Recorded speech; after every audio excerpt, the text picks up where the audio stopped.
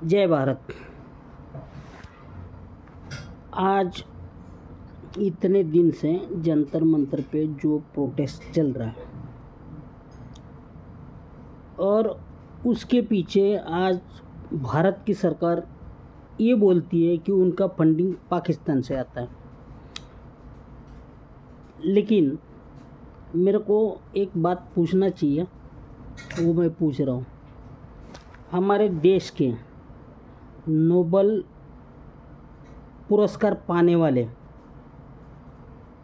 शिक्षक, आज मेरे को शिक्षकों के बारे में बात करनी है। आपको भारत के इतिहास में एक नाम ऐसा है, शायद आप भूल चुके होंगे या आपके जहन में नहीं है। Kailash Satyarthi, right to education.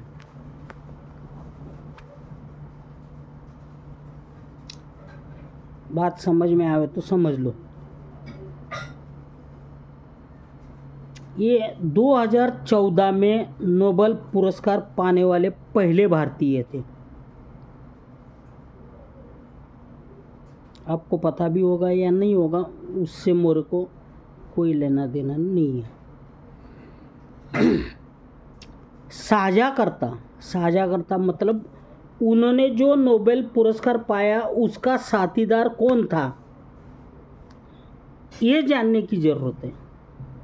और वो जो साथीदार है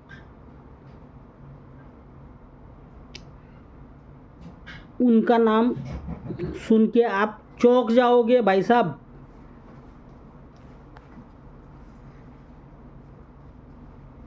इस अधिकार के लिए एक मुस्लिम लड़की, पाकिस्तान के रहने वाली मलाला यूसुफजई, समझ लेना, ये दो मिला के, एक इंडियन एक मुस्लिम, एक हिंदू और एक मुस्लिम मिला के उन्होंने नोबेल पुरस्कार पाया। क्योंकि मलाला यूसुफजई ने बहुत कुछ अत्याचार सहने के बावजूद भी पाकिस्तान में एक शिक्षा का ऐसा प्रोजेक्ट पास करवा दिया, तो आज भी पाकिस्तान उनको सलाम करता है। पहली बात। और तीसरा नाम एक है 2019 में, ये नोबेल पुरस्कार के रेस में जाने वाले, एक मिनट भाई साहब, शांति, साहित्य और विज्ञान के प्रदान के लिए जाने जाने वाले, अर्थव्यवस्था के साथ में उन्होंने जो काम किया, अभिजीत बैनर्जी, 2019 में उनको शिक्षा सुधार के लिए नोबेल पुरस्कार मिला। कौन सा? नोबेल पुरस्कार। अब मैं मेन पॉइंट पे आता हूँ।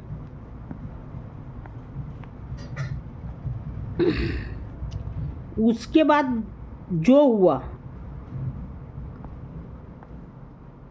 वो भी जानने की ज़रूरत है।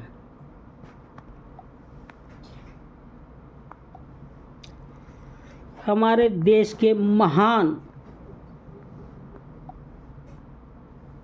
हमारे देश के ग्लोबल टीचर, मतलब अब मैं यार इतना सब नहीं जानता हूँ।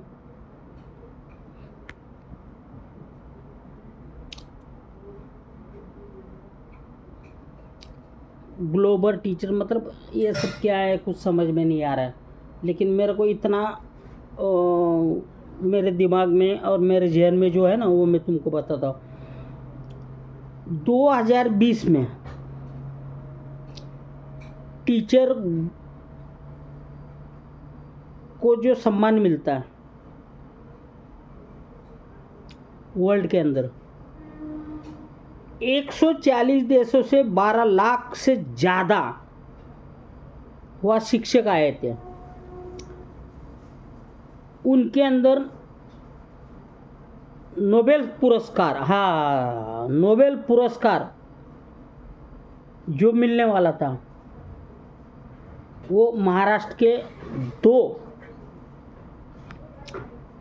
महाराष्ट्र में आने वाले से पहले व्यक्ति रणजीत सिंह डिसले,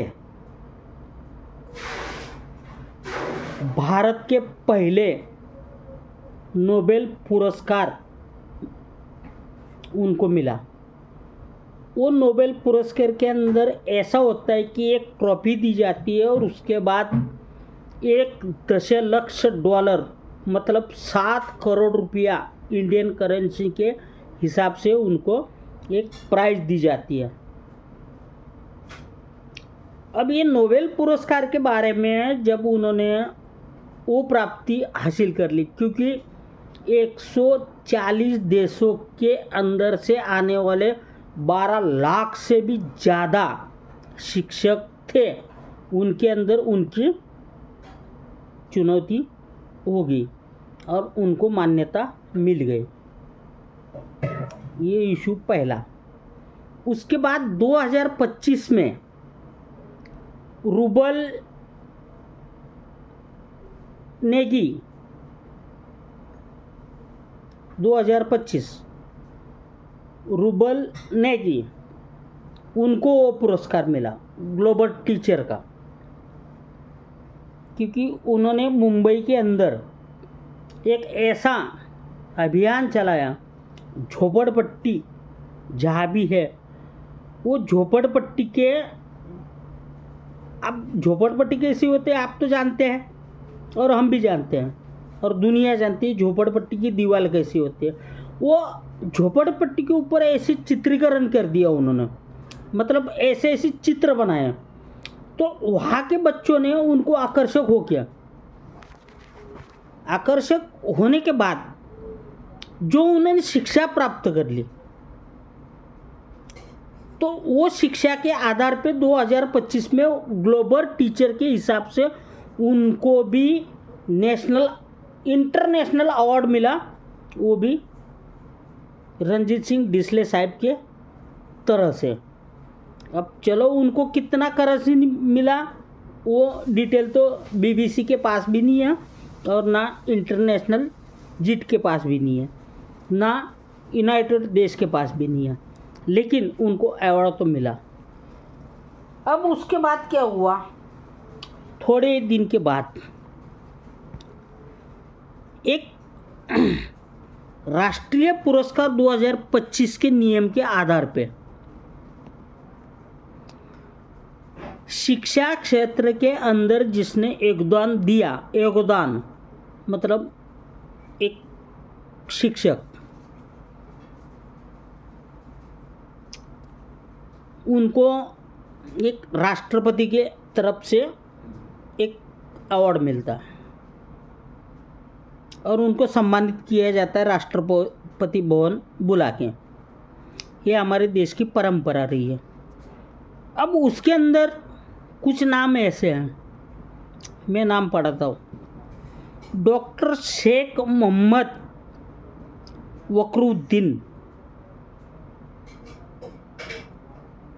नाम तो सुन लिया, ये हमारे नांदेड़ के शिक्षक हैं।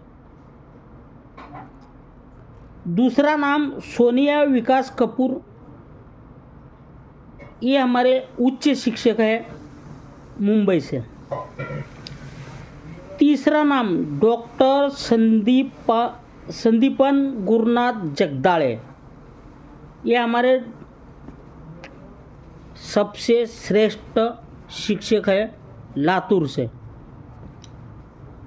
चौथा नाम डॉक्टर नीलाक्षी जैन, मुंबई से। सबको याद कर दीजिए, इसका निचोड़ मैं तुमको बताता हूँ। उसके बाद प्राध्यापक पुरुषोत्तम पवार, ये हमारे बारामती से आते हैं। बारामती समझते हो? अजित पवार। और लास्ट में एक नाम है अनिल रामदास जीप काटे, नागपुर कौशल्य विकास। ये नागपुर कौन है? देवेंद्र फडणवीस का गढ़ है, वहाँ से आने वाले ये शिक्षक हैं। ये कितने हुए? 6 शिक्षकों को हमारे देश के उच्च पद पे बैठने वाली राष्ट्रपति महामहिम द्रौपदी मुर्मू, इन्होंने इनका सम्मान किया, इनको पारितोषिक दिया, क्योंकि ये उच्च कोटि के शिक्षक हैं। अब ये शिक्षकों ने क्या किया?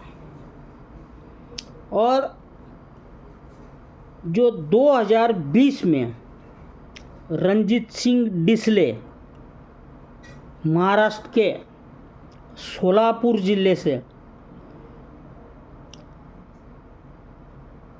परितेवाड़ी इस गांव से आने वाले ये इंसान ने 7 करोड़ रुपया का उनको सम्मान मिला, वो भी अंतर्राष्ट्रीय ग्लोबल। यहाँ तक की बात बरोबर है, क्योंकि उनको एक सम्मान मिला और मिलना भी चाहिए, क्योंकि उन्होंने योगदान दिया। लेकिन आज जंतर मंतर पे जो बच्चे बैठे हैं, उनके लिए ये राष्ट्रपति पुरस्कार पाने वाले और ग्लोबल शिक्षक खुद को समझने वाले आज इन बच्चों के बारे में क्यों नहीं बोलते हैं? ये मेरा सवाल है। आपको अगर मैंने पूछे हुए सवाल पे आपत्ति है तो आप मेरे पे कार्रवाई कर दीजिए, क्योंकि आज देश का माहौल ऐसा बना है। नीट के पेपर लीक हो गए, आप इतने उच्च कोटि के शिक्षक होने के बावजूद भी आप कुछ नहीं बोल सकते हो। रणजीत डिसले साहब, मैं भी एक मराठी इंसान हूँ, आप भी महाराष्ट्र आते हो, आप सोलापुर ज़िले से हो, मैं सोलापुर का इंसान हूँ। मैं एक आपको सवाल पूछता हूँ, अगर ये बच्चों का भविष्य खराब हो रहा है तो आप चुप क्यों हो? इसका जवाब आपके पास है। 7 कोटि मिलने के बाद आप जो गायब हो गए बच्चों के लिए, तो आप कुछ कर ही नहीं रहे हो। तो इसका मतलब आपको खाली धन का माना है और बच्चों के बारे में भविष्य का अंधेरे में जा रहे हैं। तो सोचिए साहब, जो एक शिक्षक 10 बच्चों का भविष्य बनाता है और ऐसे पेपर लीक होते हैं और उसके ऊपर आप चुप की साधे हुए बैठे हो, तो आपकी मर्दानगी नहीं है साहब। और ये सब राष्ट्रपति पुरस्कार पाने वाले महाराष्ट्र के सभी शिक्षकों को मैं एक ही बात बोलना चाहता हूँ कि आप जो कर रहे हो ना, आने वाली नस्लें बर्बाद कर रहे हो आप। आज जो जंतर मंतर पे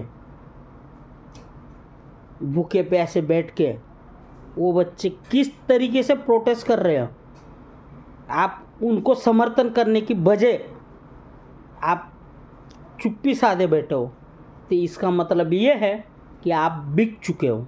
इससे ज़्यादा मेरे को कुछ नहीं करना है साहब। मेरे अगर पूरे वीडियो के अंदर मैंने कुछ आपसे गलत बोला होगा तो मेरे को माफ़ कर दीजिए। जय हिंद, जय महाराष्ट्र।